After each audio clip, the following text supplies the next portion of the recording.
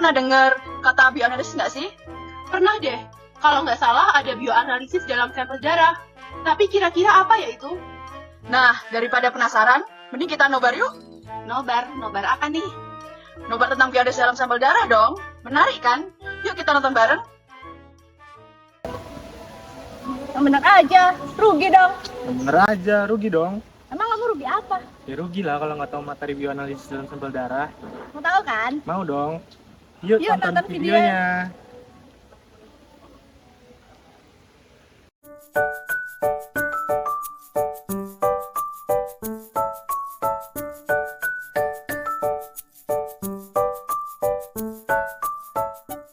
Halo teman-teman, aku mau tanya ke kalian, apa sih bioanalisis itu? Mungkin dari teman-teman ada yang belum tahu tentang bioanalisis, jadi aku bakal jelasin secara singkat apa itu bioanalisis. Bioanalisis adalah ilmu tentang menganalisis secara kualitatif dan kuantitatif dari suatu analit atau metabolit yang terdapat dalam sampel biologis. Sampel biologis merupakan sampel-sampel yang diambil dari bagian tubuh yang bertujuan untuk dianalisis suatu kadar senyawa yang terdapat di dalamnya. Sampel biologis yang digunakan dapat berupa darah, plasma, serum, urin, air susu, saliva, dan rambut. Model obat seperti apa yang dianalisis? Model obat yang digunakan dengan menghitung dosis dikali berat badan sama dengan konsentrasi dikali volume. Pada bioanalisis ini digunakan model obat berupa paracetamol yang diberikan secara peroral pada hewan uji.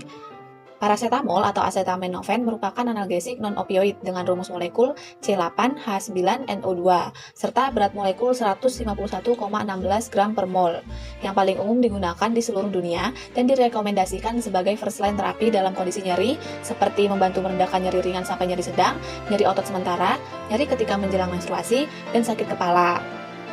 Paracetamol juga digunakan karena efek antipiretiknya yang bisa diindikasikan untuk demam. Pada bioanalisis yang dilakukan dalam praktikum biofarmasetika farmakokinetika kali ini dilakukan penentuan panjang gelombang maksimum paracetamol yang digunakan dalam rentang lambda 380 sampai 480 nanometer dan didapatkan lambda maksimal 427 nanometer. Pada bioanalisis ini, kita menggunakan model hewannya yaitu hewan kelinci dengan beberapa pertimbangan, yaitu yang pertama ada jinak, lalu mudah dikembangbiakan, sangat ekonomis, siklus vital yang pendek, dan memiliki volume darah yang banyak. Nah, berikut sudah ditampilkan untuk volume maksimum pemberian pada hewan percobaan. Teman-teman bisa fokuskan pada volume maksimum pemberian pada hewan kelinci. Oke, sebelum teman-teman menentukan sampel biologis yang akan digunakan, kita akan membahas perbedaan antara darah utuh, plasma, dan serum. Yang pertama ada darah utuh, yang mengandung semua komponen darah dan membutuhkan antikoagulan. Untuk plasma sendiri, dia adalah campuran darah dengan antikoagulan. Sementara serum itu adalah bagian cair darah yang bebas dari sel darah dan tanpa fibrinogen, karena protein darah sudah berubah menjadi jaring fibrin dan mengumpal bersama sel. Oke, dari hewan uji itu akan kita ambil sampelnya berupa sampel biologis. Kira-kira apa ya sampel biologis itu? Sampel biologis itu adalah sampel yang diambil dari bagian tubuh dengan tujuan analisis. Untuk sampel biologis yang umumnya digunakan untuk menentukan kadar senyawa obat dalam tubuh adalah plasma darah. Untuk plasma darah sendiri digunakan sebagai sampel biologis dalam menentukan kadar senyawa obat dikarenakan konsentrasi dari obat akan berikatan dengan reseptornya dan menentukan besar kecilnya efek farmakologi yang diberikan dari suatu obat. Di mana reseptor ini sebagian besar terdapat dalam sel-sel jaringan, maka pemeriksaan kadar obat dalam darah merupakan suatu metode yang paling akurat untuk pemantauan pengobatan farmakokinetika klinik. Setelah mengetahui sampel yang digunakan, selanjutnya kita bahas tata cara pengujiannya yuk.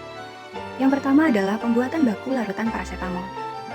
Larutan stok paracetamol dibuat dengan melarutkan sejumlah paracetamol dalam aquades dengan bantuan etanol untuk melarutkan paracetamol tersebut. Setelah diperoleh larutan stok baku paracetamol, kita melakukan pembuatan seri kadar larutan baku paracetamol. Sejumlah larutan stok paracetamol diambil dan dimasukkan ke dalam labu takar 10 ml, kemudian diencerkan dengan aquades sampai tanda batas sehingga diperoleh larutan paracetamol yang homogen. Dengan seri baku yang dibuat adalah 5 seri kadar yang berbeda dan bertingkat. Dan pembuatan range kurva baku nantinya dapat disesuaikan untuk 3 macam range kurva baku. Penentuan operating time. Sebelum menentukan operating time, kita harus tahu dulu nih, apa itu operating time. Operating time dilakukan dengan mengukur antara waktu pengukuran dengan absorbensi larutan. Penentuan operating time perlu dilakukan untuk meminimalkan terjadinya kesalahan pengukuran. Menentukan operating time dapat dilakukan dengan cara, yang pertama, larutan baku parasetamol dengan kadar tertentu dimasukkan dalam tabung sentrifugasi yang sudah berisi 1 ml darah. Langkah yang kedua, campurkan lalu divortex dan disentrifugasi selama 15 menit dengan kecepatan 8000 rpm. Langkah yang ketiga, tambahkan larutan TCA 10% untuk mendenaturasi protein dalam sampel. Lalu, divortex dan disentrifugasi selama 5 menit pada kecepatan 2500 rpm. Langkah yang keempat, supernatan bening diambil dan dimasukkan ke labu ukur 10 ml. Langkah yang kelima, tambahkan HCl6N untuk mengubah natrium nitrit menjadi asam nitrit, yang nantinya akan menghidrolisis parasetamol dan NaNO2 10%. Lalu letakkan dalam baskom berisi es, dengan tujuan menurunkan suhu agar reaksi eksotermis yang terjadi berlangsung lebih lambat. Kemudian diperlakukan OT pada 5, 10, 15, 20, dan 30 menit. Langkah yang keenam, tambahkan asam sulfamat 15% untuk menghilangkan kelebihan asam nitrat yang tidak bereaksi dengan parasetamol melalui dinding tabung, supaya menghindari percikan akibat reaksi eksotermis yang timbul sebagai akibat dari reaksi antara campuran dengan asam sulfamat yang menghasilkan asam sulfat. Langkah yang ketujuh, NaOH 10% yang berfungsi untuk menambah intensitas serapan pada panjang gelombang yang ditentukan, dan Aquadis ditambahkan sampai hingga tanda batas. Setelah itu, degassing selama 2 menit untuk menghilangkan gas yang dihasilkan dari campuran. Langkah yang terakhir, serapan kemudian dibaca dengan spektrofotometer visible pada panjang gelombang absorbensi maksimum. Nah, pada gambar mekanisme reaksi ini, kita bisa lihat bahwa ada penambahan NaNO2 dan HCl yang bertujuan untuk keduanya bereaksi bersama untuk memperoleh HNO2, di mana HCl akan mengubah natrium nitrit menjadi asam nitrit yang nantinya akan menghidrolisis parasetamol. Acetaminophen atau parasetamol ini akan bereaksi bersama asam nitrit dalam kondisi mild membentuk 2-nitro-4-acetaminophen. Dalam reaksi ini ditambahkan juga NaOH agar intensitas warna bertambah, sehingga lebih mudah saat pengukurannya menggunakan spektrofotometer UV vis. Harapannya dengan penambahan larutan basa ini, nantinya hasil absorbensi yang dihasilkan pada pembacaan dengan lambda maksimum akan memperoleh hasil absorbensi yang paling optimal. Untuk membuat kurva baku parasetamol, yaitu larutan baku parasetamol dengan kadar rendah, sedang dan tinggi, diperlakukan seperti pada langkah penentuan operating time. Diamkan pada operating time, kemudian dilakukan scanning panjang gelombang dari lambda 380 sampai 480 nanometer dan ditentukan lambda maksimumnya. Secara teoritisnya, panjang gelombang maksimum yang digunakan dalam dialisis parasetamol adalah 430 nanometer. Setelah didapatkan panjang gelombang maksimumnya, maka setiap seri akan dibaca serapannya pada lambda maksimumnya dan didapatkan persamaan kuadrat kecil, yaitu Y sama dengan Bx plus A. Persamaan kuadrat ini digunakan untuk menghitung kadar parasetamol. Setelah melakukan pengujian, kita lihat parameter-parameter yang digunakan yuk. Apa aja ya kira-kira parameter yang digunakan? Nah, yang pertama yaitu ada presisi yang meliputi CV dan SD. CV atau kesalahan acak rumusnya simpanan baku dibagi harga rata-rata dikali 100%. Dan ada SD dengan rumus SD sama dengan akar dari jumlah X kuadrat dibagi N. Itu untuk rumus frekuensi tunggal atau 1. Lalu yang kedua SD sama dengan akar dari jumlah Fx kuadrat dibagi N. Itu untuk frekuensi lebih dari 1. Yang kedua ada akurasi yang meliputi persen recovery atau perolehan kembali dan kesalahan sistematik. Perolehan kembali atau recovery merupakan tolak ukur efisiensi analisis, sedangkan kesalahan sistematik merupakan tolak ukur inakurasi penetapan kadar. Kesalahan ini dapat berupa kesalahan konstan ataupun proporsional. Nah, untuk rumusnya sendiri, persen recovery rumusnya P sama dengan kadar terukur per kadar diketahui dikali 100%.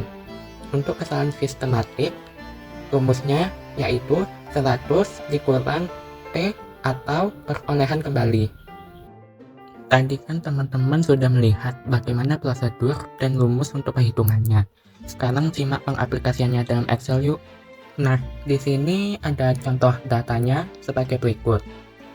Pertama-tama, kita akan mencari kurva baku terlebih dahulu untuk memperoleh persamaan regresi. Berikut hasilnya. Setelah itu, kita akan menghitung kadar sampel yang terukur dengan data sebagai berikut dan contoh hasilnya. Setelah diperoleh kadar dari sampel, kita akan menghitung rata-rata dan SD-nya. Lalu, dilanjutkan dengan dihitung recovery-nya menggunakan rumus recovery. Setelah itu, kita mencari kesalahan acak atau CV dengan hasil sebagai berikut. Terakhir, kita mencari kesalahan sistemik dengan rumus yang telah dijelaskan sebelumnya dengan hasil sebagai berikut. Gimana nih penjelasan dari kami? Sudah terjawab kan rasa penasarannya? Jadi harapannya setelah menonton video ini, kita bisa tahu apa saja sih komponen validasi metode bioanalisis dalam sampel darah. Kemudian secara singkat, kita juga tahu bagaimana tahapan bioanalisis secara sederhana. Dan yang terakhir, tentunya kita tahu bagaimana cara menghitung parameter validasi dalam bioanalisis. Kalau kalian tertarik untuk mempelajari lebih lanjut, jangan lupa cek daftar pustaka yang sudah kami sertakan ya. Semoga video ini bermanfaat. Sekian dari kelompok 1, sampai jumpa lagi.